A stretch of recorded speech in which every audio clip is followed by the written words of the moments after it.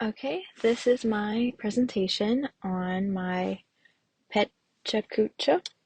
Reality TV dating is what I chose, specifically The Bachelor, The Bachelorette, Bachelor in Paradise. I'm a super big fan, so I was very excited to do this presentation. So, a quick background on the shows.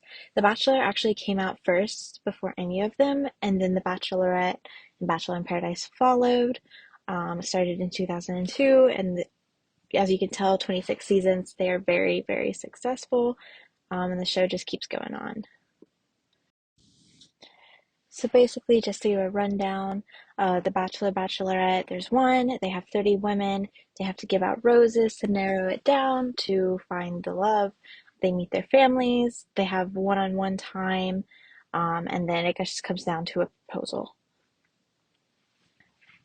And for the Bachelor in Paradise, basically everyone who is rejected from the Bachelor and Bachelorette are thrown onto this beach in Mexico.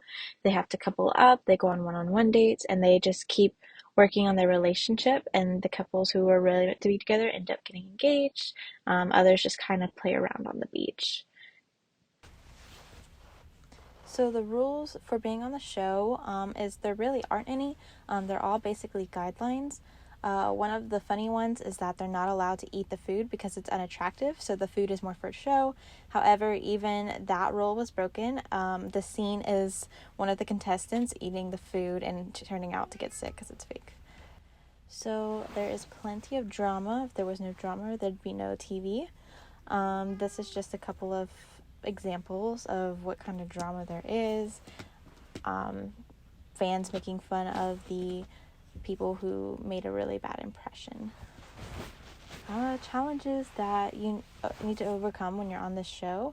Bachelor, Bachelorette is a lot of just dating multiple people, remembering names, and then just trying to find the person for you. And as for cast members, it's dating everyone sharing one person. It gets really hard when you actually develop feelings. Same thing with Bachelor in Paradise. It is one-on-one, so it's better because you're spending more time with that one person, but it's really easy for someone new to come in and just steal that person away from you and you get your heart broken. Life like after the show, basically if you made an impact on the show, you get fame. If you're a Bachelor or Bachelorette, you get around 2 million followers. Everyone else gets in like the 500K. And people keep up with that, and people also start their own podcasts and get featured in news magazines and write books. Who is qualified? What does it take? Number one reason of getting rejection is failing an STD test. You can't have those. You have to be single. You have to be able to travel, so passport ready. Physical wise, everyone on the show seems to have these very beautiful bodies, flawless skin, hourglass figure, and abs. Abs are a big one. And another fun one is what you're signing when you start up on this show. Basically, you're signing your life away. The show is allowed to show you in any way and expose any information about yourself. You will have no privacy once you're a part of these shows. A couple years ago, there was some racial controversy. One of the contestants was a part of a sorority, and she went to an Old South party, and that was also the same season that had the first Black Bachelor. The show was known to always have similar white bachelors and bachelorettes, but they started being more versatile. The show focuses more on male-female couples. However, there has been incidences where they do have like the LGBTQ community a part of it. They had this lesbian couple featured on Bachelor in Paradise, and one of the bachelors, even though he was straight at the time, turned out to be gay a couple years later, and they're very supportive of that. Families of the cast play a big part in the show as well.